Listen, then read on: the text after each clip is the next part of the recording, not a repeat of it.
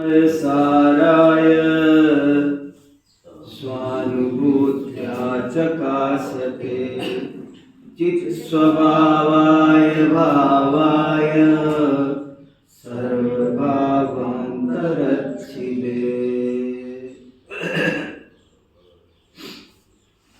हमारा विषय चल रहा है आत्मानुभूति, क्या, क्यों और कैसे। तीन चीजें हमें समझनी है। बहुत महत्वपूर्ण विषय है। बड़े बड़े ज्ञानियों ने कहा है कि संसार का दुर्लभतम उपदेश है आत्मानुभूति। और सब बातें बताने वाले आपको गली गली में मिलेंगे, पर क्या होती है ये बताने के लिए हमने आत्मानुभूति के अनेक पर्यायवाची भी देखे। 50 पर्यायवाचियों से भी उसके स्वरूप को स्पष्ट करने की कोशिश की और भी बहुत सारी बातें कही। और कुछ याद रखना हो कि आत्मानुभूति क्या होती है, अगर हम शॉर्ट में याद रखना चाहें तो एक दोहा याद रख सकते हैं।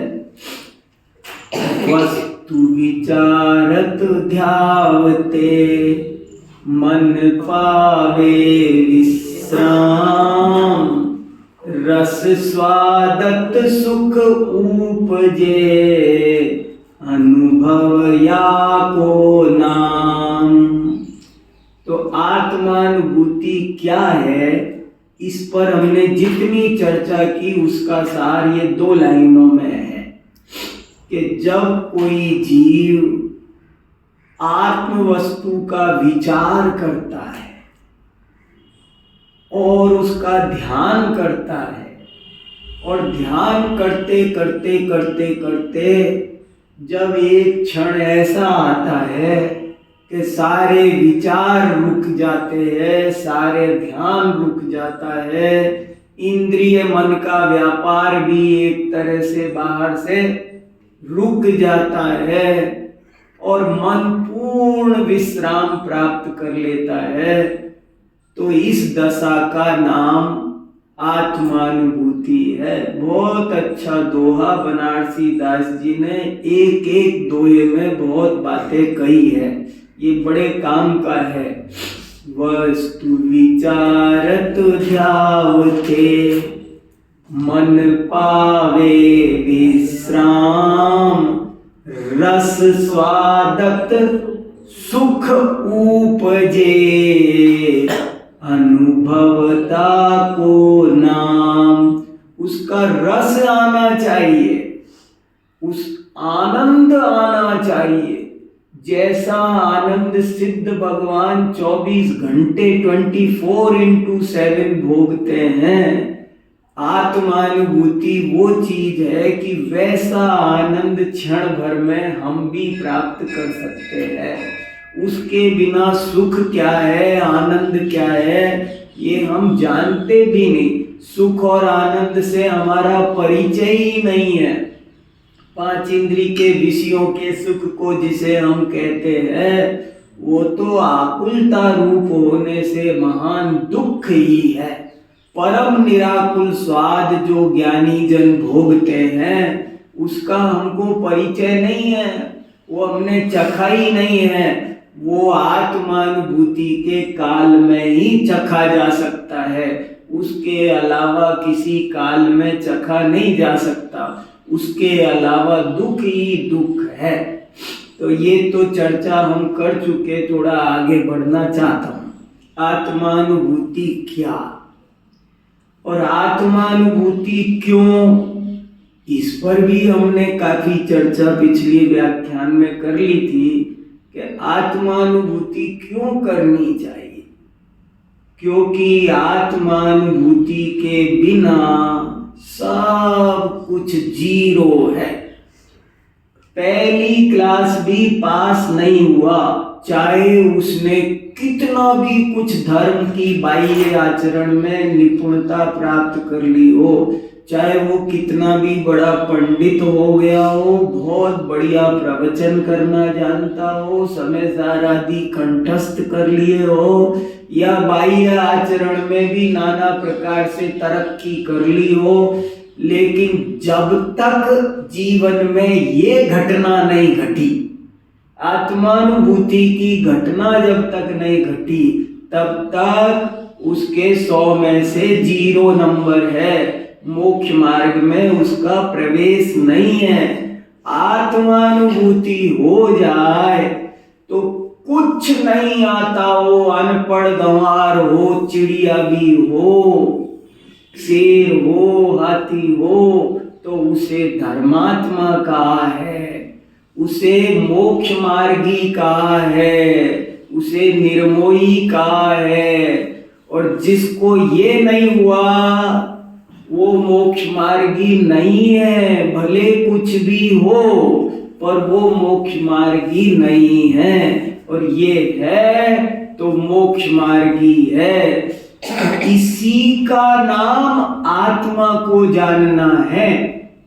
इसके अलावा आत्मा को जानना कुछ नहीं है। आत्मानुभूति का नाम ही आत्मा को जानना है। आत्मज्ञान करो, आत्मज्ञान करो, आत्मा को जानो, सबने लिखा। बाइबल में 100 बार लिखा नो दाई सेल्फ। बाइबल में 100 बार लिखा। सारे धर्म का सार है आत्मा को जानो। मगर आत्मा को जानने का मतलब क्या? आत्मा का अनुभव करे, रस स्वादत सुख उपजे। अनुभव केवल ज्ञान गुण की पर्याय नहीं है, अनुभव चारित्र गुण की पर्याय भी है। अनुभव में अनंत गुणों का रस है।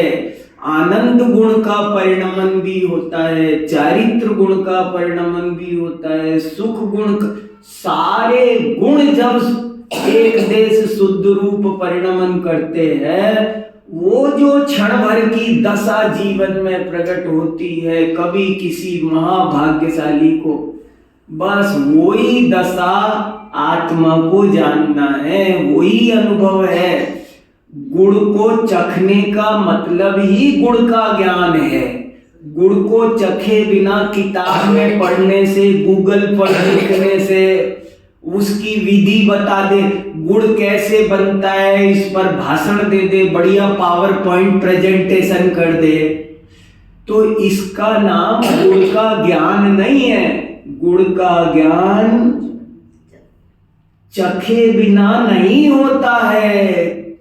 चखे बिना जो गुड़ की किताबी ज्ञान है वो तो किताबी ज्ञान है, वो गुड़ का ज्ञान नहीं है। ऐसे ही आत्मा के बारे में शास्त्रों से पढ़कर जो ज्ञान किया जाता है उसको आगम ज्ञान कहा है, आत्मज्ञान नहीं कहा। आगम ज्ञान अलग बात है और आत्मज्ञान अलग बात है। तो आगम ज्ञान होता है पर आत्मज्ञान नहीं होता। आत्मज्ञान उस दिन होगा जिस दिन शांति से सामायिक पर बैठोगे और समस्त अशुभ और शुभ भावों से पार वो रस स्वादत उपजे दशा आएगी, उसका नाम आत्मज्ञान है। धर्म का प्रारंभ यहीं से होता है। तो अब इसके लिए भी अगर अपने को याद रखना हो तो एक दोहा और बताता हूं, वो याद रख सकते हैं। आत्मानुभूति क्या, इसके लिए कौन सा दोहा याद कराया? वस्तु विचारत ध्यावते मन पावे विश्राम, रस स्वादत सुख उपजे अनुभव या को नाम। और आत्मानुभूति क्यों करना, इसके लिए भी एक दोहा याद कराता हूं। बहुत अच्छा दोहा है और ये भी बनारसी दास जी ने लिखा है, बड़ा अच्छा दोहा है। देखो क्या लिख रहे हैं। अनुभव चिंतामणि रतन, अनुभव है रसकूप, अनुभव मार्ग मोक्ष को, अनुभव मोक्ष स्वरूप। ये आजकल थोड़ी आत्मानुभूति की चर्चा मंद हुई है। जिन धर्म के उपदेश दाता आज भटक गए, नहीं थोड़े दिन पहले तक ये चर्चा खूब चलती थी।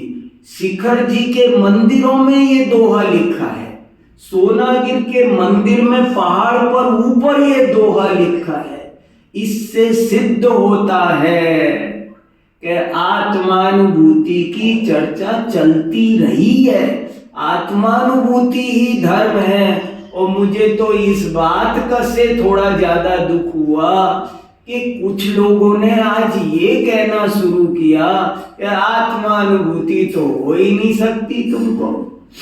तो मुझे बहुत खेद हुआ। मैंने उन तक भी बात पहुंचाई, कहा भी कि ऐसा घोर अंतराय कर्म का बंद मत करो। आत्मानुभूति चिड़िया को भी पशु को भी हो सकती है, इसके बिना धर्म नहीं होता है। इसलिए ये बहुत इंपॉर्टेंट बात है। देखो क्या लिखा, आत्मानुभूति क्यों? क्योंकि उसके बिना सारा जीव। अनुभव दो दोहे बहुत बढ़िया है, याद कर लो आप। मेरे 2 टॉपिक पूरे हो जाएंगे, फिर तीसरा उठाऊंगा। 3 टॉपिक है ना, आत्मानुभूति क्या, क्यों और कैसे। और 2 पे हम पिछली बार चर्चा काफी कर चुके। आज तो मैं तीसरा करना चाह रहा हूं, लेकिन 2 की बात थोड़ी सी बताना जरूरी है। कोई भाई नया भी हो सकता है और को थोड़ा सा रिवाइज हो जाए, इसलिए जरा सा दोहराया।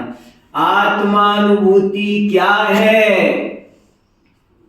वस्तु विचारत ध्यावते, मन पावे विश्राम, रस स्वादत सुख उपजे, अनुभव या को नाम।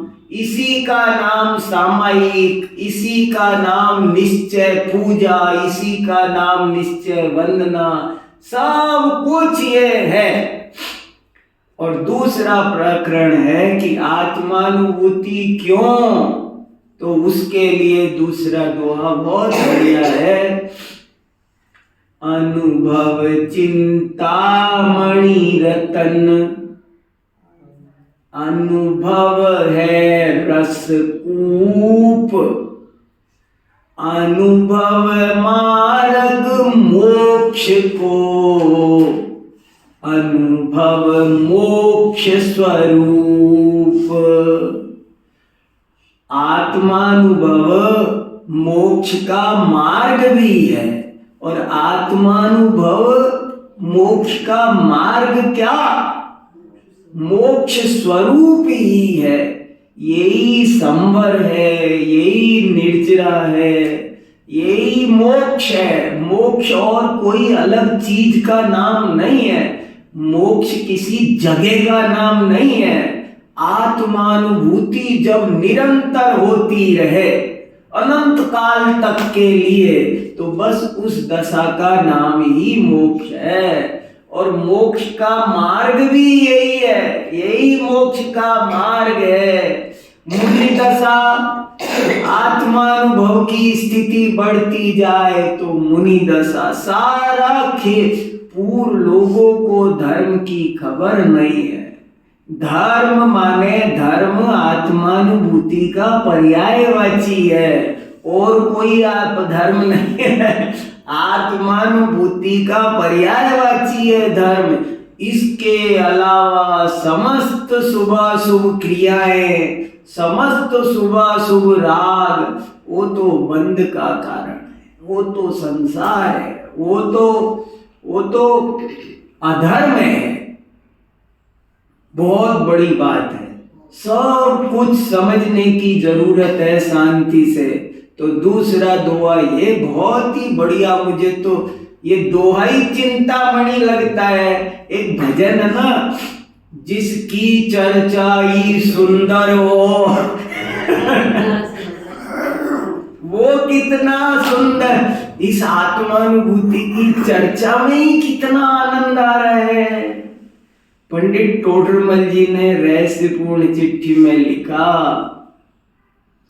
धन्य है वे जीव जो आत्मानुभव की बात भी करते हैं। अरे लोगों को याद ही नहीं आ रहा है, 24 घंटे खाने पीने कमाने सोने इसमें, और थोड़ा बहुत धर्म में आते हैं तो वहां भी कुछ एक टूर ले चलो, एक बस ले चलो, एक यहाँ वो कर दो, यहाँ पेंटिंग कर दो, यहाँ सेंटिंग कर दो, क्या है और सब बातें होती है। ये म्यूजिक वाले को बुला लो, ये फलाना पाठ कर लो, इतने चावल और मंगा लो, इतना लड्डू और मंगा लो, यही बातें होके रह जाती है। और आत्मानुभूति जहां से धर्म की शुरुआत, इसकी शुरुआत धर्म का प्रारंभ आत्मानुभूति से होता है। धर्म की वृद्धि आत्मानुभूति, धर्म का अन्वय व्यतिरेक आत्मानुभूति के साथ है, आनंद का अन्वय व्यतिरेक आत्मानुभूति के साथ है। जैसे जैसे अनुभव बढ़ेगा वैसे वैसे धर्म बढ़ेगा, और अनुभव पूर्ण हो जाएगा, धर्म पूर्ण हो जाएगा। ये ही रास्ता है। तो क्या दुआ है, अनुभव चिंतामणि रतन, अनुभव है रसकूप। आत्मानुभूति आनंद का कुआं है। कुआं माने रसकूप, अजस्र स्रोत, अजस्र स्रोत। कुआं अद्भुत का, टंकी नहीं कहा, 1000 लीटर की टंकी लगी रहती है छत पे, वो नहीं कहा, क्या कहा, कुआं। क्या फर्क है टंकी में और कुएं में? टंकी में तो जितना निकालोगे उतनी खाली होगी, और कुएं में कितना भी निकालो उतना फिर भरा मिलेगा, कभी खाली होता नहीं है। आत्मानुभूति कितनी करे कि कम पड़ जाए, अंदर कुछ खाली हो जाएगा? नहीं, आनंद का अनंत काल तक भोग करोगे, कभी खाली नहीं होगा। चिंतामणि रतन, अरे ये उपमाएं भी छोटी पड़ती है ज्ञानियों को। क्या चिंतामणि, क्या पारस।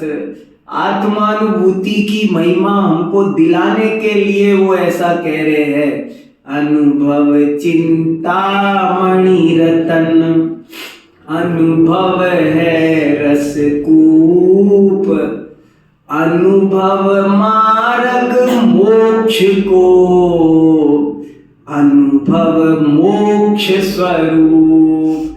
तो ये दो दोहे अगर याद रहेंगे तो अपना ये 2 टॉपिक कवर हो जाएगा। उन पर जो डिटेल चर्चा की थी वो सब इन 2 दोहों में से कोई प्रतिभाशाली होगा तो इन 2 दोहों में से ही वो सारी चर्चा निकाल लेगा।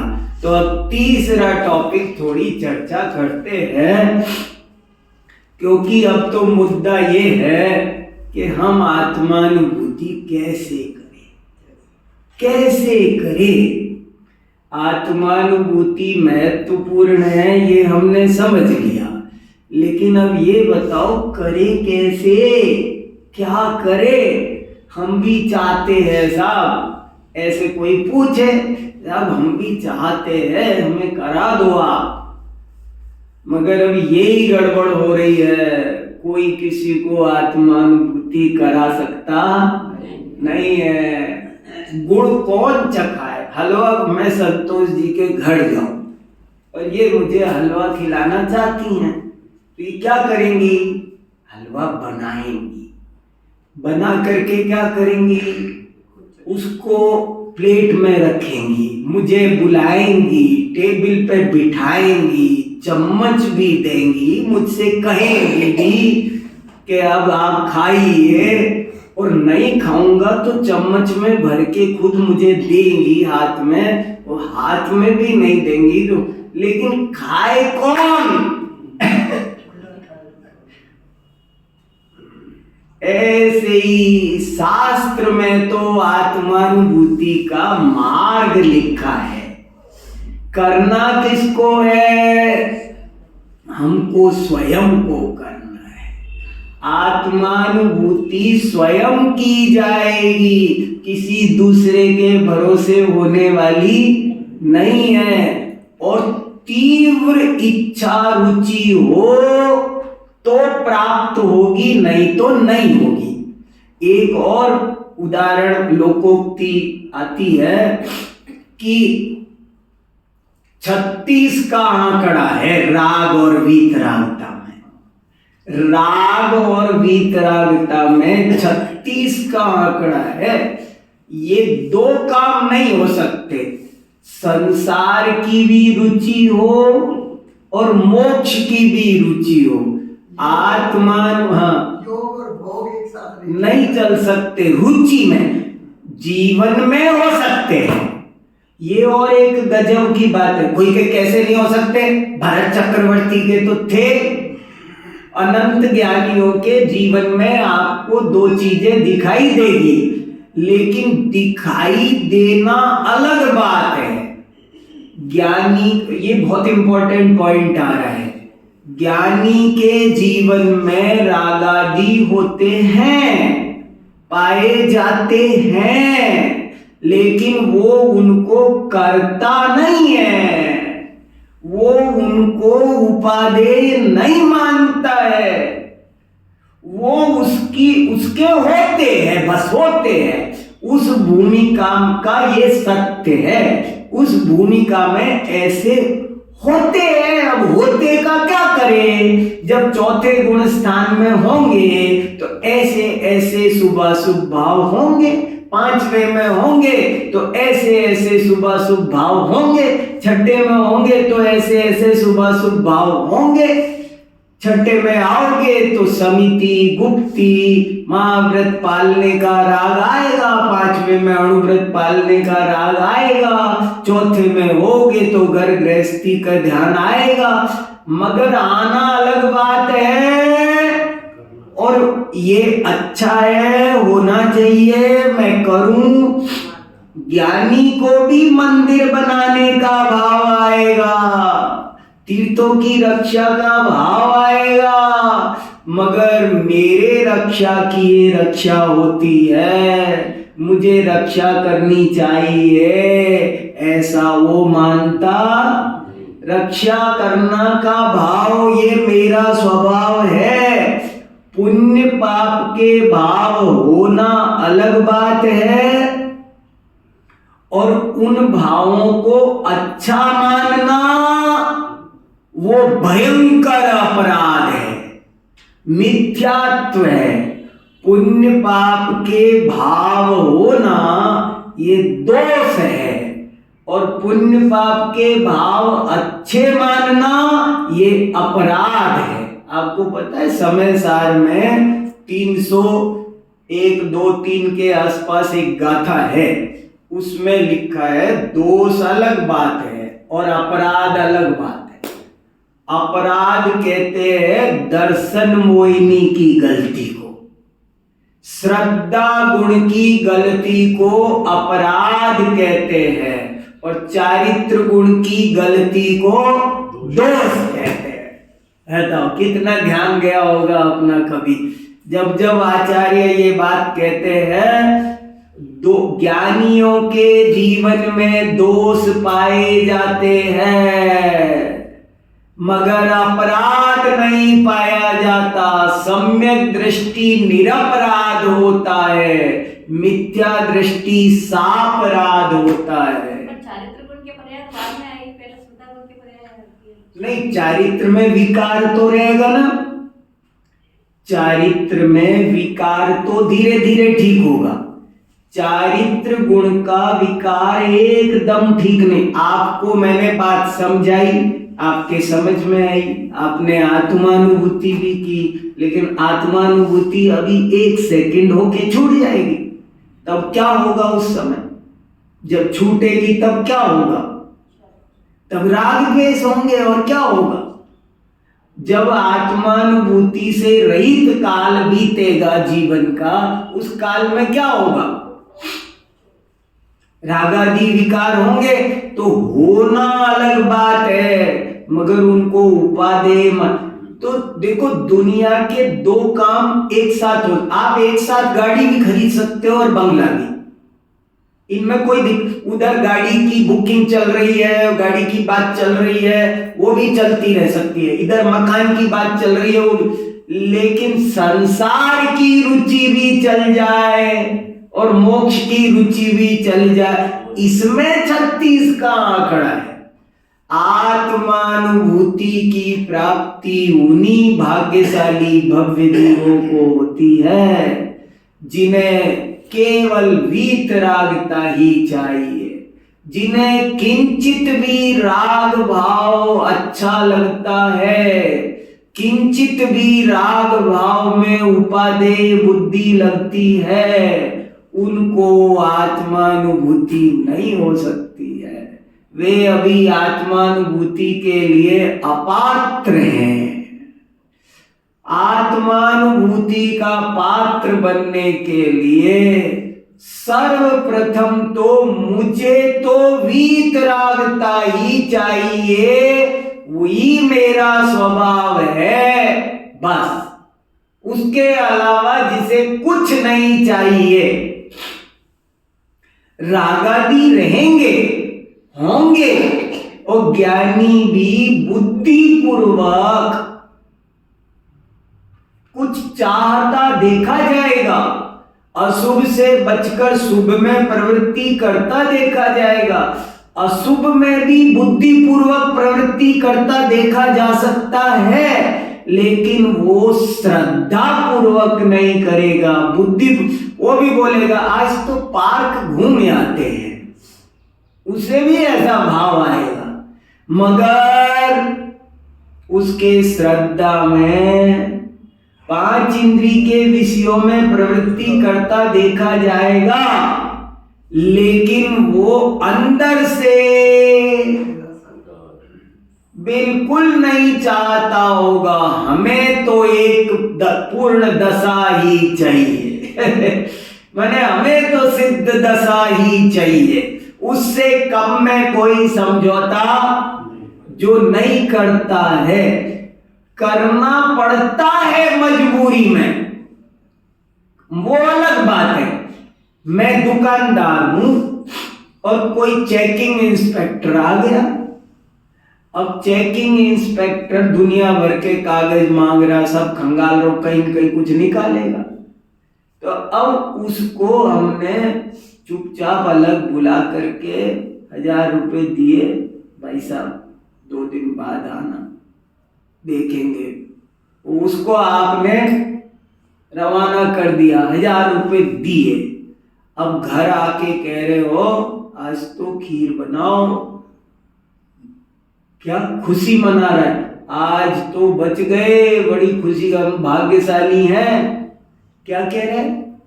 वो चेक करने आया और 1000 रुपए मुफ्त के गए, 1000 रुपए गए कि नहीं, लेकिन उसको क्या कहता, क्या देखा जा रहा है?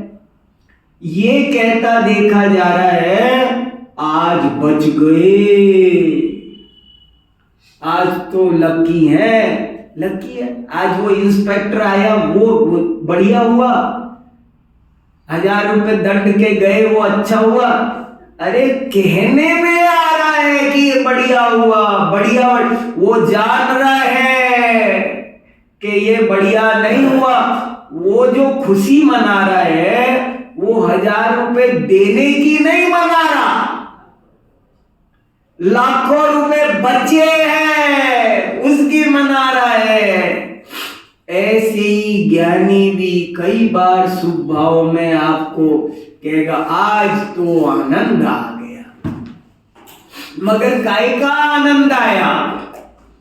शुभ भाव का आनंद नहीं आया, अशुभ भाव से बचा है उसका आनंद आया है।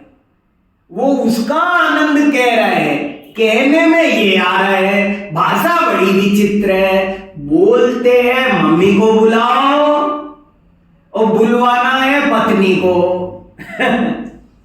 तो भाषा व्यवहार की ऐसी ही होती है। इसलिए ये विषय अद्भुत है, इसको हमें समझना है। अब आत्मानुभूति कैसे होती है, तो इसके लिए शास्त्रों में जगह जगह बहुत बातें लिखी है। समय सार तो खास कर भरा पड़ा है।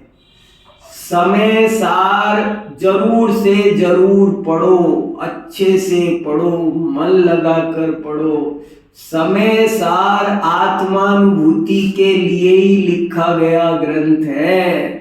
समय सार की टीका का नाम है आत्मख्याति।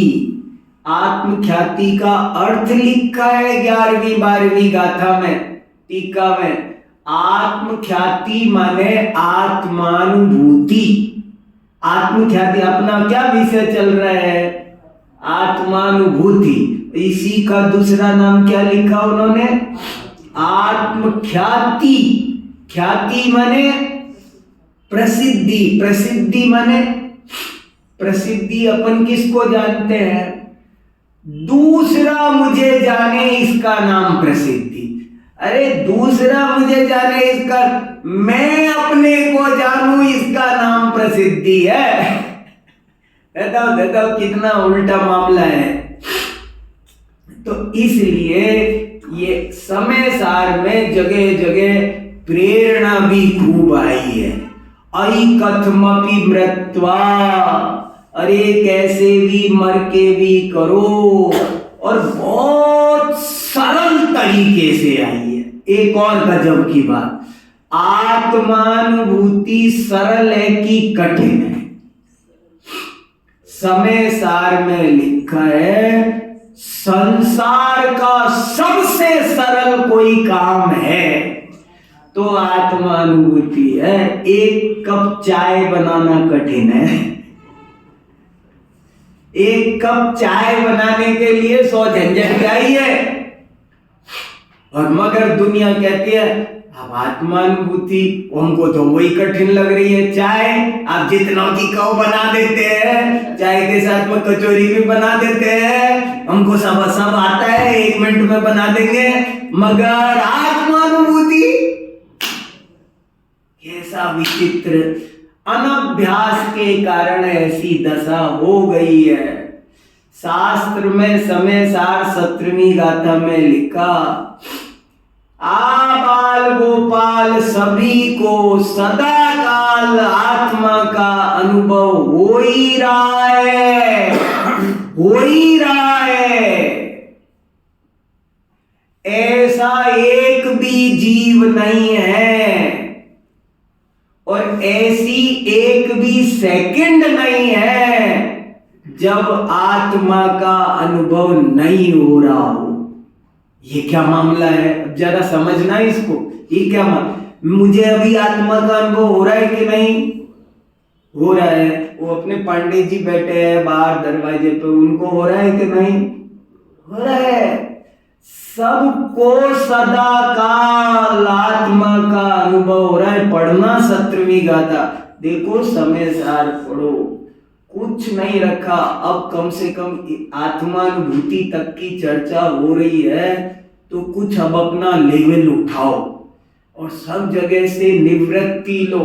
ज्यादा काम धाम करने की जरूरत नहीं है। जितना हो सके उतना स्वाध्याय करो। ये दुर्लभ मनुष्य जन्म जिसके लिए इंद्र तरसता है, वो बीता जा रहा है, तेजी से बीता जा रहा है। कुछ नुकसान नहीं होने वाला काम नहीं करने से। आप बताओ, मैं आज नौकरी छोड़ दूं तो मेरी जिंदगी नहीं चलेगी? हमारे आप में से कौन ऐसा है जिसको कोई चिंता सता रही है? कोई चिंता नहीं है। समय लगाओ इसमें, आत्मानुभूति को समझना है और आत्मानुभूति करना है, और नहीं किया तो समझ लो मनुष्य भाव हार गए। दोबारा कब मनुष्य जन्म मिलेगा, हम यहाँ से कहाँ चले जाएंगे, आंख मिचते ही सब बहुत बड़ा लॉस हो जाएगा, हमारा बहुत बड़ा लॉस हो जाने वाला है। इसलिए सब काम हो जाएंगे, कुछ नहीं होता है, सब जैसे केवल ज्ञान में जो झलका है एक भी पर्याय उसके खिलाफ होने वाली नहीं है। हमारे चाहे से बच्चे कुछ बनने वाले और हमारे नहीं चाहे हमारे कुछ भी, वो उनको जो बनना है ना वैसी पुरुषार्थ हो जाएगा, वही प्रेरणा जो होना होगा ना, तत्समय की योग्यता खड़ी है, सब खड़ी है, वो अपने आप होगा, आनंद से होगा जो कुछ होना है, जैसा भी होना है। एक बिल्कुल किसी का एक पर्याय भी किसी की अन्यथा नहीं कर सकते हैं। इसलिए ये विषय बहुत मन लगा के समझना है। क्या समय साथ ऐसे उठाया, अत्यंत प्रतिबुद्ध है, उसको ज्ञानी बनाना के लिए समय सार लिखा है। समय सार के शुरू में लिखा है, समय सार क्यों लिखा, तो लिखा है ये आज के जीवों का दुर्भाग्य है कि कुछ लोग यूं कहते हैं तुम समय सार मत पढ़ो। अरे भगवान, समय सार ही नहीं पढ़ा तो जिए ही क्या। समय सार 100 बार पढ़ो, 1000 बार पढ़ो। गणेश प्रसाद वर्णी कहते थे मैं जिस दिन समय सार ना पढ़ूं उस दिन और 500 पेज पढ़े हों पर लगता है आज मैंने स्वाध्याय ही नहीं किया।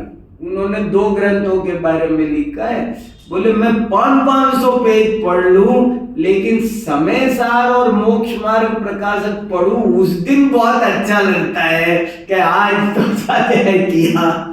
क्या इनमें बात होगी। एक रहस्यपूर्ण चिट्ठी जरूर पढ़ो, सब लोग पढ़ो, छोड़ो मत इसे, पढ़ के सुनने बैठो। अभी ये विषय और अगली बार चलेगा, जब ये विषय चलेगा तब आपको ये पढ़कर सुनोगे ना तो बहुत आनंद आने वाला है। हाँ समझ जी। इसका लौकिक उदाहरण ऐसा है कि खाना कितना भी अच्छा हो, हाँ जिसको मीठे का शौक है अगर उसे बाहर मीठा ना मिले, हाँ हाँ ऐसा है। हाँ समझ में आया। किसी को मीठे का शौक होता है और आपने बहुत बढ़िया इडली, डोसा, छोला, भटूरा सब बनाया, आपने खूब खाना बनाया, बढ़िया से बढ़िया 50 पकवान बनाए, दाल बाटी सब बनाए, लेकिन अगर आपने उसको मिठाई नहीं दी तो वो कहता है कुछ नहीं, ऐसे है। तो ऐसे समय सार पढ़ना बहुत जरूर, पढ़ो इसे अच्छे से पढ़ो। कुंदाचार्य का अनंत उपकार है, उन्होंने हमको क्या कहा है, कैसे आत्मानुभूति होती है इसकी गाथा। 14 नंबर गाथा, 15 नंबर गाथा और 144 नंबर गाथा, 3 गाथाएं बिल्कुल क्लियर कट आत्मानुभूति का तरीका बता रही है, तरीका बता रही है। अगर ये 3 गाथा निकाल दो तो समझ लो जिनवाणी में कुछ बचता नहीं। आत्मानुभूति की विधि ढूंढते रह जाओगे, कहीं मिलेगी नहीं। इन 3 गाथाओं में बहुत क्लियर कट आई है। और 17वीं गाथा में ये लिखा जिसकी अपन चर्चा कर रहे हैं कि सबको आत्मानुभव हो रहा है, इतना सरल है। तो कैसे फिर हो रहा है। आप 2 गेम खेल रहे हो गुरुदेव, आप कह रहे हो कि हो रहा है और कह रहे हो करो। हो रहा है कि करे, ये बात विरोधी है। हो रहा है और करो, लेकिन यही एक रहस्य है। हमारे गुरुजी तो बहुत बढ़िया उदाहरण देते हैं, माँ का, बेटे का, बहुत उदाहरणों से वो बात को समझाते हैं कि हमारे सामने चीज है। वो बहुत अच्छा लंबा उदाहरण देते हैं, मैं शॉर्ट में बताता हूं कि एक माँ का बेटा खो गया छोटा बचपन में, खो गया, खो खा के वो अपना कहीं होटल पे प्लेट मान के जिंदगी ना खूब खोजा, पर ना बेटा, पुलिस में रिपोर्ट हुई, सब हुई, ना बेटे को माँ मिली ना माँ को बेटा मिला। और ऐसे ही टाइम पार हो गया, वर्षों बीत गए, अब उम्मीद नहीं बची। थोड़े दिन बाद जब माँ का बुढ़ापा, हल्का शक्ति कम हुई, तो वो एक होटल पे से लड़का ले आई, काम नौकर ले आई, तो वो नौकर वही लड़का आ गया। अब घर में उसके सामने लड़का है, लेकिन वो पहचान नहीं रही है, और उससे उसको नौकर तूने ढंग से प्लेट नहीं मांजी, तू खाता ज्यादा है, काम कम करता है, सो गया, हाँ जरा सा बैठे तो डांटे और काम कराए, और ऐसे चलता रहा। एक दिन किसी वजह से वो बेटा नहाने के लिए अपना कुर्ता उतारा था, सो पीछे पीठ पे कोई निशान था, और ये बोले ये निशान तो आज मेरा बेटा जी, ये तरह तरह से वो घटना है, वो कैसे भी करके ये पहचान गई कि ये तो मेरा ही बेटा है। अब बताओ कल तक उसकी नजर में था कि नहीं? अब वो कितनी प्लेट मंजवाएगी?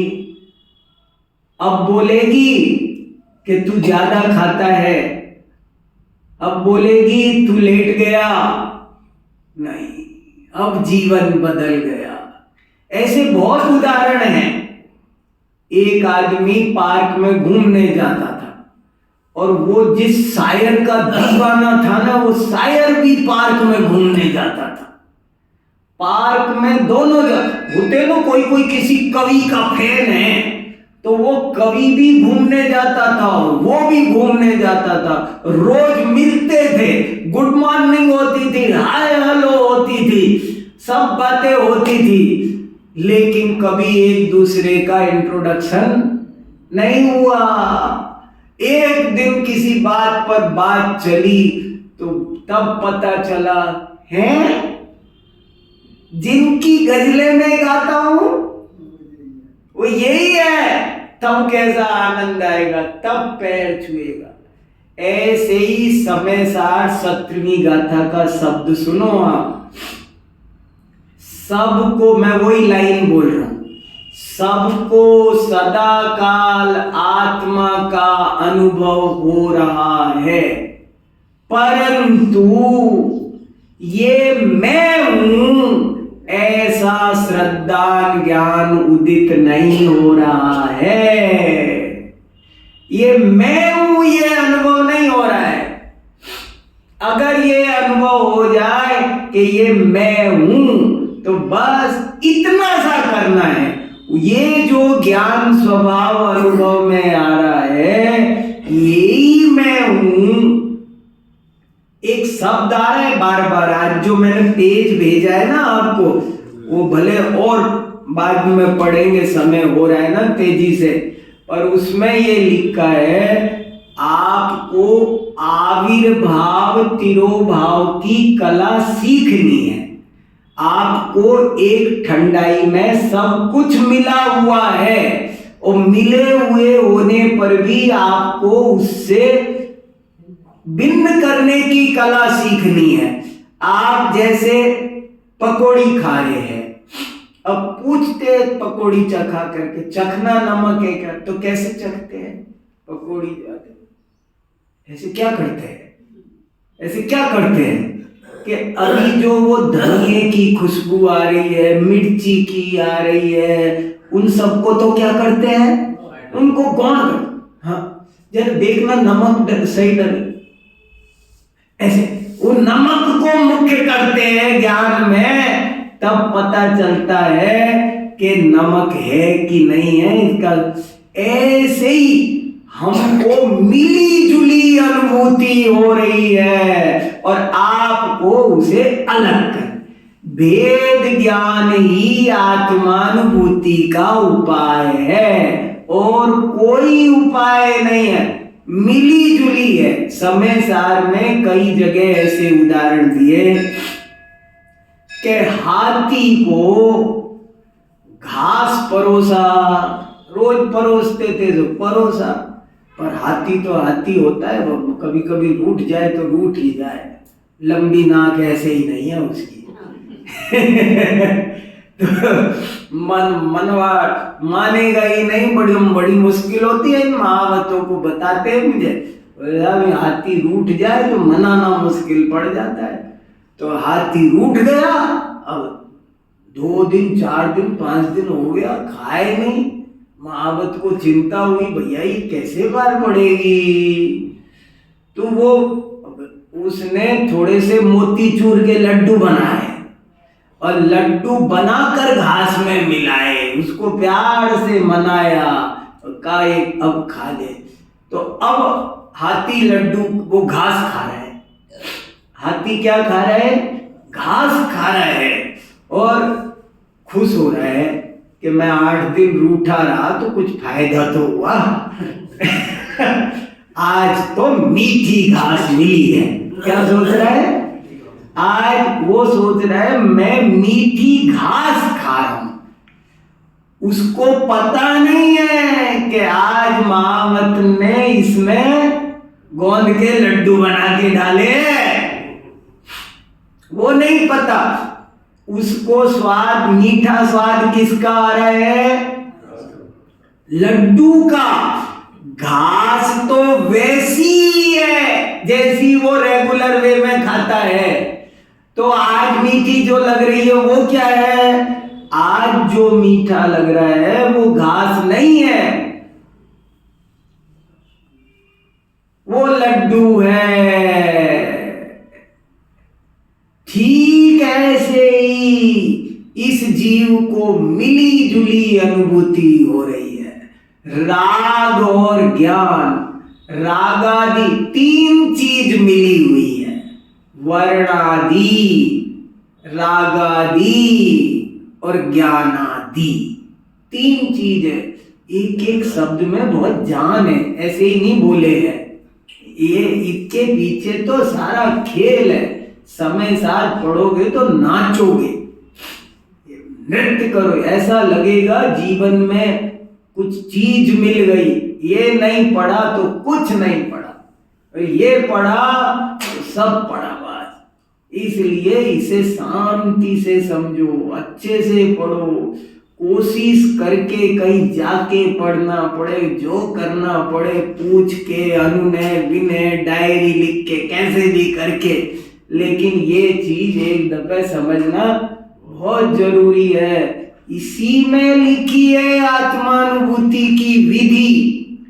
बहुत सरल है, हो सकती है हमको, आपको, सबको हो सकती है। बताओ आप क्या सोचते हो? बताओ मैं क्या बताऊं? ऐसी आनंदमय चर्चा है। पर इस बारे में कुछ तो विचार करो। अपन सब तो एक साथी हैं। दुनिया में तो जो हो रहा है छोड़ो, अब उनकी बातें करना बेकार है। पर आपको हमको तो ये चीज मिली है ना, समझ में आई है ना।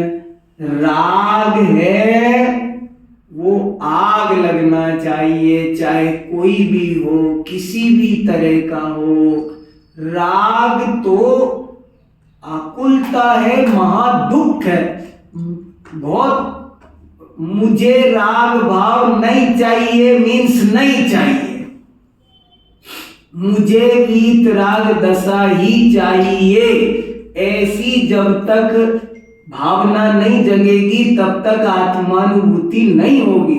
श्रीमद् रायचंद्र ने लिखा है, एक ही कमी है और कोई कमी नहीं है। एक ही कमी है, पात्रता नहीं पक्की है, और कोई कमी नहीं है। आत्मानुभूति क्यों नहीं हो रही है? क्या कमी है? पत्नी साथ नहीं दे रही है, पति नहीं दे रहा है, बच्चे नहीं दे रहे, रुपए नहीं है, सर्दी पड़ रही है, तबीयत खराब है, घुटनों में दर्द हो रहा है, आत्मानुभूति क्यों नहीं हो रही है? अपनी आंखें बंद है, उनको क्या हो गया? कान कमजोर है। एक ही कमी है कि तुमको चाहिए नहीं है, ढोंग करना बंद करो। चाहिए हो तो गारंटी से मिलती है। अभी तो राग भाव अच्छा लग रहा है, जाए कैसे? कैसे जाए? बछड़े गाय का उदाहरण दिया ना, बछड़ा तो यही है, गाय कैसे जाए? एक गाय यहां पर खूंटे से बंधी रह जाए, बंधी है, अब मैं डंडे मारूं, बाहर निकल। अब वो कब निकल जाएगी बताओ बेचारी? वो डंडे खा के मर सकती है पर निकल नहीं सकती। जब तक रस्सा नहीं खोलोगे, खूंटा नहीं खोलोगे।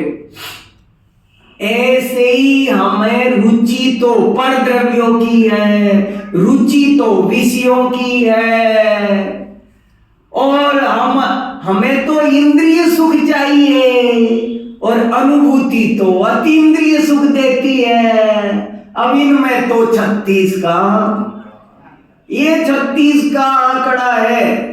आप खीर और पकौड़ी एक साथ खा सकते हो, उनमें 36 का आंकड़ा नहीं है। वो नमकीन है, ये मीठा है, फिर भी दोनों एक साथ चल जाएगा। लेकिन राग और वीतरागता ये दो एक साथ नहीं चलते हैं। अजब गजब की अरे तो क्या करे? देखो विधि तो लिखी हुई है और सरल है और बहुत अच्छी है। मैं अभी आपको ये 2-3 गाथाएं सुनाने वाला हूं, लेकिन तब तक अपन तैयार तो हो ले। अब वो तो बरसेगी, अभी मूसलाधार बारिश आने वाली है, पर बर्तन तो सीधा कर लो। मूसलाधार बारिश आ रही है, बोले जी कोई बात नहीं, मेरी छत पर बाल्टी रखी है, लेकिन बाल्टी उल्टी रखी है, उसको सीधी तो कर आओ। ऐसे ही एक रुचि तो जग जाए, उसकी 24 घंटे चर्चा तो करो, उसके सपने तो आने लगे। जब सपने में आत्मानुभूति की भावना होने लगे, खाते पीते सोते उठते एक ही चीज दिखाई देने लगे। जैसे दुनिया में कोई भी काम करते हैं ना, तो लगता है ना वो मकान कब मिलेगा, वो बिल्डर कब बता रहा है, बता नहीं रहा, वो कागज नहीं दे, ये नहीं कर रहा, अरे तो 2 दिन निकल गए, वो अभी भी आया नहीं, ये चला गया, वो आज संडे पड़ गया। कैसी चिंता सताती रहती है। ऐसे कभी ये चिंता सताती रहती है कि ये दिन गुजर रहे हैं। तो कम से कम आत्मानुभूति का एटमॉस्फेयर तो बनाओ, अपने दिमाग में तो घुमाओ। धन्य है वे जीव जो आत्मानुभव की बात भी करते हैं। अभी तो ये तैयारी शुरू होगी, लगन के बिना शादी नहीं होती, पहले लगन आती है, सगाई होती है। शादी से पहले लगन आती है ना।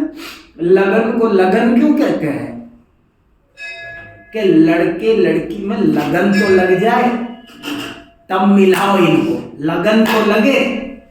ऐसे ही यार लगन तो लगे एक बार आत्मानुभूति की, तब आत्मानुभूति हो सकती है। ऐसा ये बहुत सुंदर विषय है। हम सब आत्मानुभूति में शीघ्र सफल हों, मैं इसी भावना के साथ आज की चर्चा पूरी करता हूँ। आज सुबह कई लोग उठ रहे थे, कई लोगों को कल रात नींद नहीं आई।